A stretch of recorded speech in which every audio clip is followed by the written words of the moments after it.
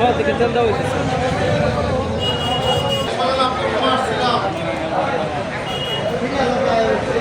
ভাই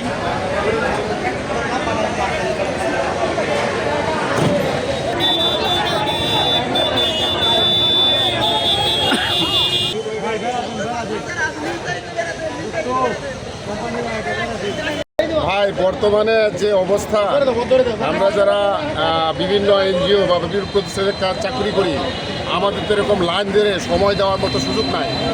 আমাদের অফিসিয়ালে অনেক জবাবদিহিতা দিতে হয়, কিন্তু এক্ষেত্রে দেখা যাচ্ছে যে যারা এমনি আনারি মোটরসাইকেলগুলো চালায় তারাই বেশি সুযোগ সুবিধাগুলো নিচ্ছে, মানে তেলের। আমরা যারা চাকরিজীবী আমরা খুব কম সময় দিতে পারি। সকাল 5টার সময় আইছি, এখন রাত 6 বাজতেছে, এখনো পর্যন্ত তেল পাইতেছি না। আর সিরিয়ালে এসে মানুষ তেল নিয়ে যেতে স্বজন প্রীতি দিতেছে, আমাদের আজ স্বজন প্রীতি নাই, এজন্য আমরা তেল পাচ্ছি না। অনেক ভোগান্তি হচ্ছে ভাই আমরা তেল নিতে আসতে গিয়ে। ঈদের পর থেকে নিয়ে আমরা এই পর্যন্ত তেল ভরতে পারি নাই।